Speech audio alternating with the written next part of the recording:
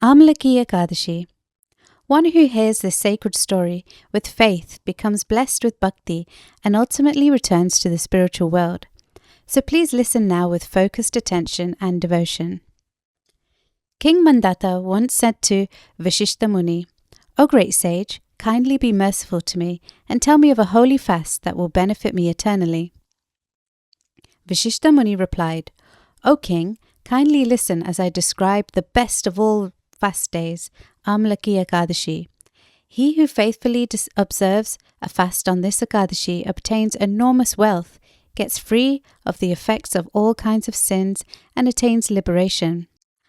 Fasting on this Ekadashi is more purifying than donating 1,000 cows in charity to a pure Brahmana.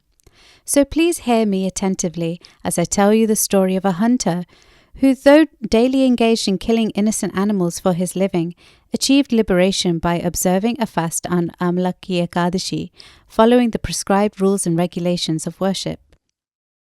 The Kingdom of Vidisha. There was once a kingdom named Vidisha, where all the Brahmanas, Kshatriyas, Vaishyas and Sudras were equally endowed with Vedic knowledge, great bodily strength and fine intelligence. O lion amongst kings, the whole kingdom was full of Vedic sounds. Not a single person was atheistic, and no one sinned. The ruler of this kingdom was King Bashabinduka, a member of this dynasty of Soma, the moon. He was also known as Chitrarata and was very religious and truthful. It is said that King Chitrarata had the strength of 10,000 elephants and that he was very wealthy and knew the 6 branches of Vedic wisdom perfectly.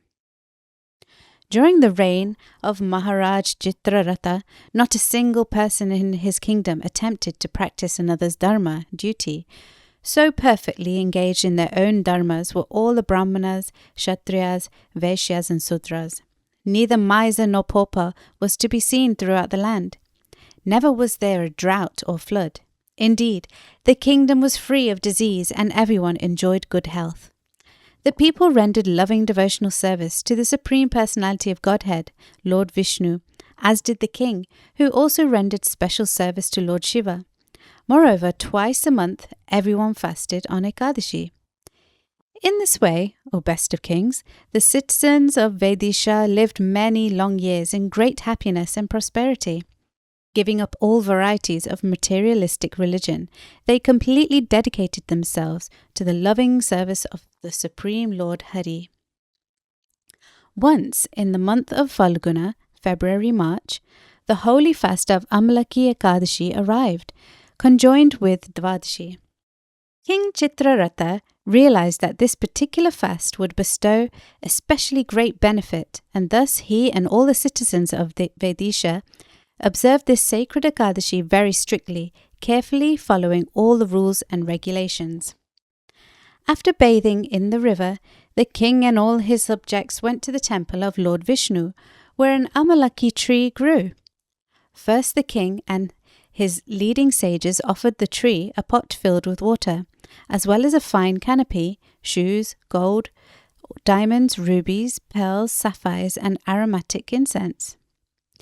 Then they worshipped Lord Parshuram with these prayers.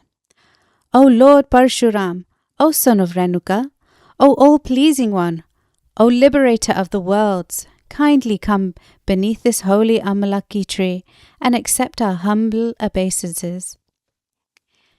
Then they prayed to the Amalaki tree. O Amalaki, O offspring of Lord Brahma, you can destroy all kinds of sinful reactions. Please accept our respectful obeisances and these humble gifts. O Amalaki, you are actually the form of Brahma, and you were once worshipped by Lord Ramachandra himself. Whoever circumambulates you is therefore immediately freed of all his sins. After offering these excellent prayers, King Chitrarata and his subjects remained awake throughout the night, praying and worshipping according to the regulations governing a sacred Ekadashi fast. It was during this auspicious time of fasting and prayer that a very irreligious man approached the assembly, a man who maintained himself and his family by killing animals. Burdened with both fatigue and sin, the hunter saw the king and the citizens of Vidisha observing Amalaki Ekadashi by performing an all-night vigil, fasting, and worshipping Lord Vishnu in the beautiful forest setting, which was brilliantly illuminated by many lamps. The hunter hid nearby, wondering what this extraordinary sight was before him. What was going on here, he thought. What he saw in that lovely forest beneath the holy Amalaki tree was the deity of Lord Damodar being worshipped upon the asana of a water pot, and he heard the devotees singing sacred songs describing Lord Krishna's transcendental forms and pastimes. Despite himself, that staunchy irreligious killer of innocent birds and animals spent the entire night in great amazement as he watched the Ekadashi celebration and listened to the glorification of the Lord. Soon after sunrise, the king and his royal retinue, including the court sages and all the citizens, completed their observance of Ekadashi and returned to the city of Vidisha. The hunter returned to his hut, happily ate his meal. In due time the hunter died, but the merit he had attained by fasting on Amalaki Ekadashi and hearing the glorification of the Supreme Personality of Godhead, as well as being forced to stay awake all night, made him eligible to be reborn as a great king, endowed with many chariots, elephants, horses, and soldiers. His name was Vasurata, the son of King Vidurata, and he ruled over the kingdom of Jayanti. King Vasurata was strong and fearless, as effulgent as the sun, and as handsome as the moon.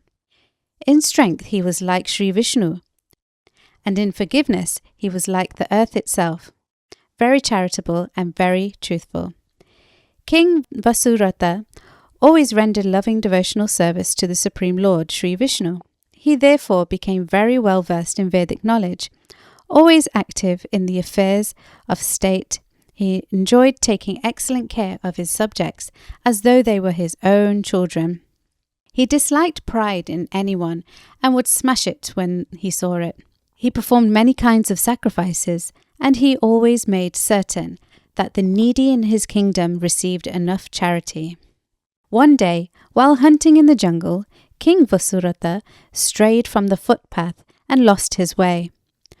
Wandering for some time and eventually growing weary, he paused beneath a tree and, using his arms as a pillow, fell asleep. As he slept, some barbarian tribesmen came upon him, and remembering their long-standing enmity towards the king, began discussing amongst themselves various ways to kill him. "It is because he killed our fathers, mothers, brothers-in-law, grandsons, nephews, and uncles that we are forced to aimlessly wander like so many madmen in the forest," they thought. So saying, they prepared to kill King Vasurata with various weapons, including spears, swords, arrows, and mystic ropes.